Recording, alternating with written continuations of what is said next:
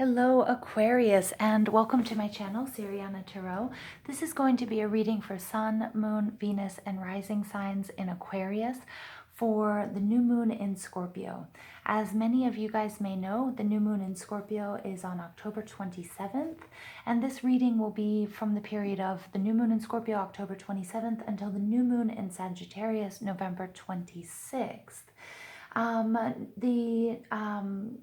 This time period, Scorpio, is a time to really delve into your deep, dark emotions. They don't necessarily have to be dark, but to really get in touch with your deepest emotions. A lot of people are going to be desiring meaningful emotional exchanges, so nothing superficial. And shadow relationships in general just won't be satisfying for most of us. There is one caveat with this Scorpio new moon. It's opposite Uranus, so it's going to be unpredictable and a little bit erratic. So it's definitely advised that we approach it with caution, patience, and flexibility. But it doesn't have to be all doom and gloom, and it's definitely not. So this new moon reading is just meant to help you figure out where are you right now, what might be blocking you from growing, what intentions you need to set, what you need to do or what information you need to manifest those intentions, and what positive energy will emerge during this phase. Okay, Aquarius, so I'm just going to ask that while I'm doing this reading that you guys go ahead and give this video a thumbs up, hit that subscribe button, and if you want to, at the end of the video, comment and share the video. It would be much appreciated. But I also just want to tell you guys thank you for being here, and thank you for being on this journey with me. It really means the world to share these readings with you and these messages from Spirit. So without further ado, let's go ahead and get into this reading for Aquarius, Sun, Moon, Rising, and Venus signs during the new moon in Scorpio. Also, if this doesn't resonate with you, do check your Sun, Moon, Rising, and Venus signs, and also check out my Mercury and retrograde readings, which are up for all signs as well. Okay, so Aquarius, let's go ahead and get into this reading.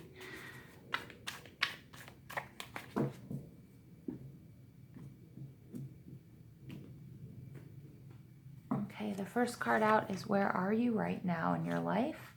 What's blocking you? What intentions should you set? What knowledge do you need to manifest those intentions? And what positive energy will emerge during this phase? Your overall energy here is the Five of Wands. We'll get to that in a minute. So the first card out here is where are you right now in your life? Well, you guys are definitely waiting for your ships to come in. The Three of Wands, this is Aries, Leo, and Sagittarius energy. And this is all about you having done some sort of work, some sort of enterprise. It could be in business, it could be love, it could be many different things, but you're waiting, you've done all the planning, you've done all the prep work, and now you're waiting to see what's going to come back, and you're waiting for your rewards. Really nice because you have a lot of Wands energy here, so you guys might have a lot of fire in your chart, or you might be dealing with someone with a lot of fire in your chart. What's blocking you from growing, or what do you need to leave behind? This is the Ten of Cups, and this is family, and this is love. This might be a soulmate connection. It might be a twin flame connection. Now, I'm just going to repeat what I was saying to Gemini. Oftentimes, if something isn't working or a love relationship has become toxic, you need to surrender it and release it. If it was meant for, if it is yours and truly yours, it will come back to you healed. Okay, if it was not, it's making room for something new and something better. Okay, so that's the message I'm getting very, very, very clear from Spirit. All right, the intentions you need to set in order to grow. Oh, wow. Okay, the Knight of Cups is movement, is making an offering, is showing his feelings and his attachment, his emotional attachment, or more than attachment, I'm going to use the word dedication to something. All right, so you really need to make sure your heart is aligned with your highest good, that your heart is aligned with your thoughts, that your heart is aligned with your actions, that your heart is aligned with Spirit. That's the message I'm getting very, very clear for you guys, okay? And you need to set those intentions, and you need to make sure that those intentions are what your heart desires and therefore your highest good. Now, this very well could have to do with a romance situation or love situation. It could be a twin flame energy. It could be a partner. It could be somebody that you have children with. Okay, but you do have to set the intention. You're going to come in. You're going to be very open and honest with your feelings and show your dedication to either not being together or being together, whatever is the best, whatever is in alignment with your highest good. Now, the knowledge that you need to gain in order to cultivate your intentions or to manifest your intentions is the star. And this is you. This is be you. This is Aquarius energy. I love it showing up in your reading. Okay, the stars are telling me here that, you know what, you need to be you. You need to rest. You need to rejuvenate yourself or this situation. Maybe you've put a lot of work into this relationship and now you're waiting to see if it's going to come back to you healed.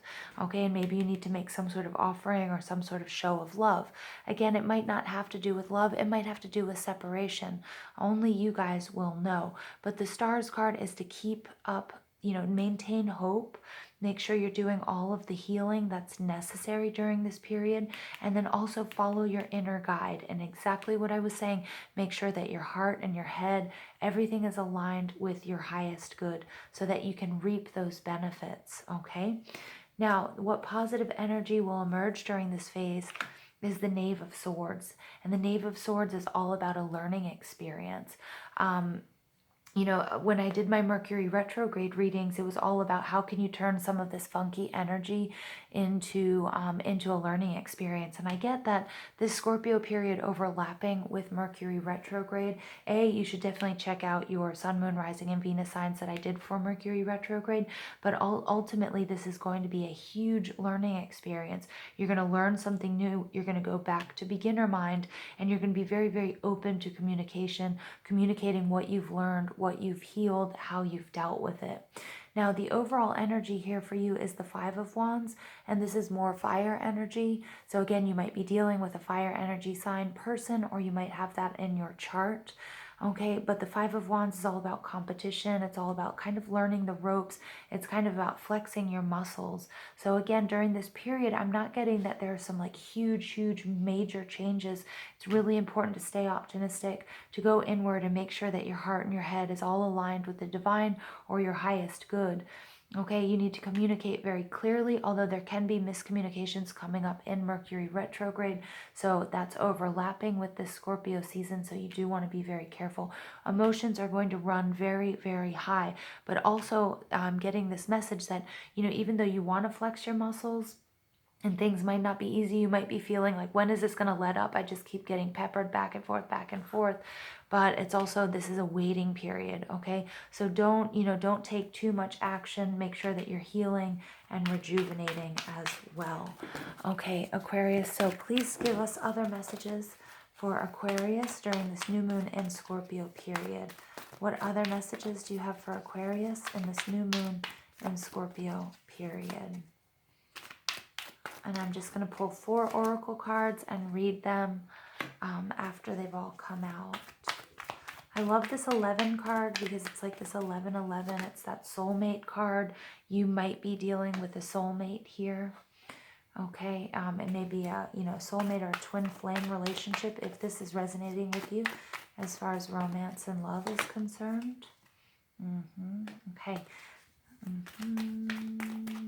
Yeah, I'm definitely seeing 2 people here.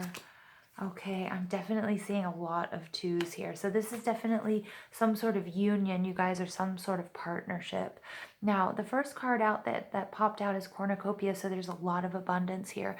This is something you definitely don't want to let go of. This is something that fell right on top of the 10 of Cups. It's showing me that there's a lot of love, there's a lot of abundance. Okay, so there's a lot of satisfaction in this relationship, and it very well may be a twin flame relationship, an 1111 card. Now, you also have the World card. I like this because this is the world, and we're also looking at the moons.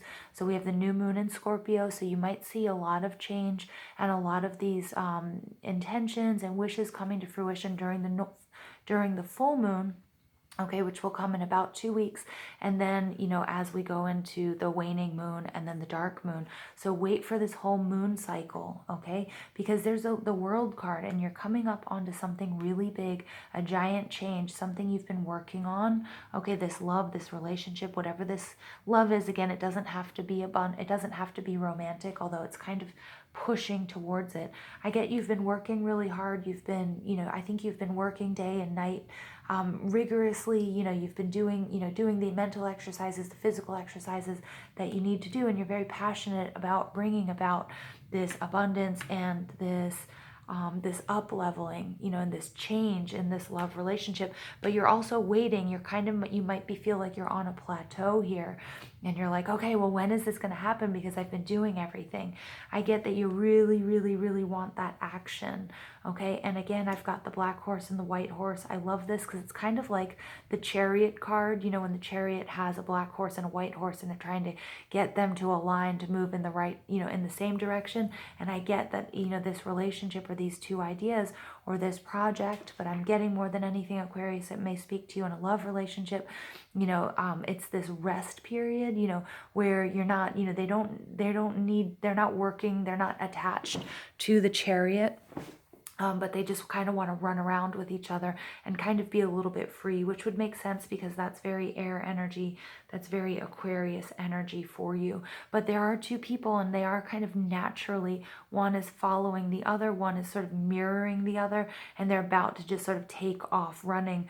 But at this point in time, they're just sort of waiting. Okay, this one horse is sort of taking off, the other one's about to, but you're still in this waiting and healing period. Okay, so again, make sure that your heart and your head and your actions, everything is aligned here, because we do have this perfect blending of opposites. Okay, black and white horse here, we have these opposites. We have yin, we have yang, divine masculine, divine feminine. Okay, and this is really beautiful energy. It's the sun and the moon.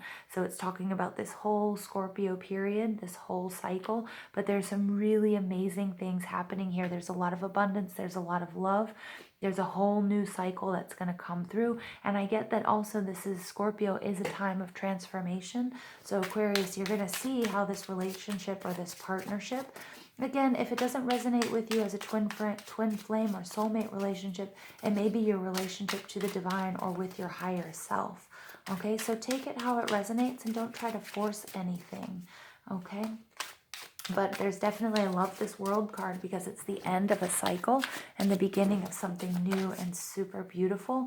And this cornucopia speaks volumes, and things will definitely pick up for you. All right. But you may have to wait through this Scorpio season, and you might have to wait through Mercury retrograde as well. Okay. So just wade through those deep emotions, dear Aquarius. So final message for my lovely Aquarians for the Scorpio in new moon. Final message for Aquarians during this Scorpio and new moon period. Okay, Hannah, she who listens, understanding, witness, and compassion. So no matter what intentions you guys have been setting, whatever you guys have been working towards, this is a message from Spirit. Hannah shows up to you as your ally to tell you, hey, I've heard what you're saying. Your wishes will be granted, okay? Show yourself some compassion, because I know that you feel like it's been this sort of never-ending battle where you just keep getting peppered and hit and peppered and bounced around. Okay, you Aquarians, if you don't have any Scorpio or water energy in your chart, you might find this period of deep emotions a little bit uncomfortable. So make sure you're showing yourself compassion and make sure that you're also sharing with other people. Okay, but don't worry, you will witness these changes, and you have these big, beautiful, abundant changes coming to you. So just stick it out, Aquarius, okay? And be you. Remember to align your heart, your head, and your actions with the divine, and you should be fine. All right, I love you guys so much. Thanks for listening. Please give this video a thumbs up if you haven't already. Subscribe to the channel if you haven't, and comment and share if you like to do that. And I hope you guys have a beautiful, beautiful Scorpio new moon.